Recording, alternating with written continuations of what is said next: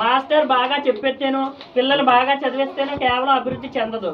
దానికి మన సమాజం, పాఠశాల పరంగా సమాజం అంటే ఎవరు? పిల్లల యొక్క తల్లిదండ్రులు, అంతేనా?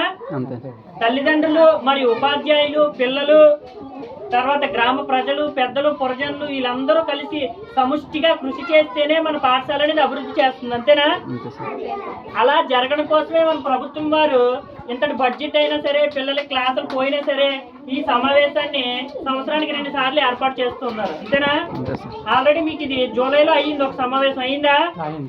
అప్పుడు అయింది. మళ్ళీ ఇది సమావేశం, మళ్ళీ వచ్చే సంవత్సరం వచ్చే సమావేశం ఉంటుంది, ఓకేనా? తర్వాత గవర్నమెంట్ పాఠశాలలో మాత్రం దీన్ని ఖచ్చితంగా అమలు చేయడానికి గల కారణం ఏంటంటే, గవర్నమెంట్ పాఠశాలలో చదువుకున్న వాళ్ళు ఏం తక్కువ కాదు. దానికి ఉదాహరణ ఎవరు? నేను చిన్నప్పటి నుంచి కూడా మొత్తం అన్ని గవర్నమెంట్ స్కూలే. నాది మీలాంటి ఊరే, మీలాగే తక్కువ జనాభా ఉండి, తక్కువగా ఉండి గవర్నమెంట్ స్కూల్, చిన్నప్పటి నుంచి government school, high school government school, government college అన్ని గవర్నమెంట్, ఓకే? మా నాన్న మా అమ్మ కూడా మీలాగే పొలంలో పని చేసి నన్ను పెంచారు. గవర్నమెంట్ స్కూల్లో ఉన్న వాళ్ళు కూడా సమిష్టిగా కృషి చేసి తల్లిదండ్రుల సపోర్ట్ ఉండి వాళ్ళకి మంచిగా చదివిస్తే మంచి ఉన్నతమైన స్థానానికి వెళ్తారు, ఓకేనా? అర్థమైందమ్మా? మీరు ఖచ్చితంగా పిల్లల్ని మోటివేట్ చేయాలి, ఓకే? మా ఊర్లో నేనే మొట్టమొదటి ప్రభుత్వ ఉద్యోగిని, ఓకేనా? ఎందుకు? నా తల్లిదండ్రులు నన్ను సపోర్ట్ చేశారు. నేను చిన్నప్పటి నుంచి గవర్నమెంట్ స్కూల్స్, గవర్నమెంట్ కాలేజీలే చదువుకున్నాను. గవర్నమెంట్ స్కూల్, గవర్నమెంట్ కాలేజీలు చదివిన పిల్లల దగ్గర మంచి నాలెడ్జ్ ఉంటుంది. దాన్ని తల్లిదండ్రులు గుర్తించి దాన్ని ముందుకు పంపించాలి, ఓకే?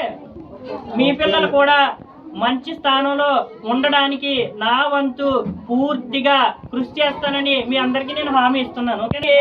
మీ అందరి సపోర్ట్ ఉండాలి, ఓకే? Okay sir, okay. మీ అందరి సపోర్ట్ భుజానికి ఎత్తేసుకునే అవసరం లేదు, ఓకేనా? నేను ఇచ్చిన హోంవర్క్ నీట్గా ఇంటి దగ్గర పిల్లలు చేస్తున్నారా లేదా?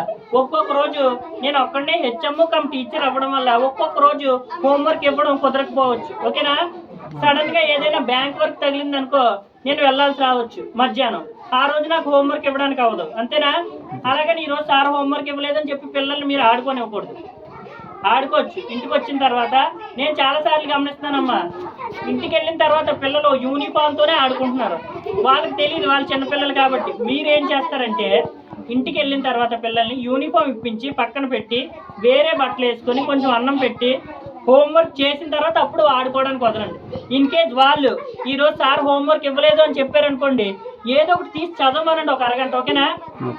నేను 90% హోంవర్క్ ఇవ్వడానికి ట్రై చేస్తాను, కానీ కొన్ని పరిస్థితుల్లో నాకు ఇవ్వడానికి అవ్వదు. ఎందుకో మీకు చెప్పాను కదా, నేను ఒక్కడే టీచర్ని, నాకు హెచ్ఎం నేనే. నాకు హెచ్ఎం అన్న తర్వాత మీకు తెలుసు ఏదో వర్క్ ఉంటుంది, బ్యాంక్ వర్క్ అని, మీటింగ్ అని, అదని ఇదని ఉంటుంది. అది అక్కడికి వెళ్ళాల్సి వచ్చినప్పుడు నేను హోంవర్క్ ఇవ్వడానికి అవ్వదు. అలాంటప్పుడు మీరు పిల్లలని ఒక అరగంట హోంవర్క్ ఇవ్వకపోయినా సరే ఇంటి దగ్గర నుంచి చదివించాలి. చదివిస్తారా? చదివి గట్టిగా చెప్పండి అమ్మా. చదివిస్తాం సార్, గట్టిగా చదివిస్తాం సార్, ఓకేనా? ఓకే సార్, చదివిస్తాము అనండి.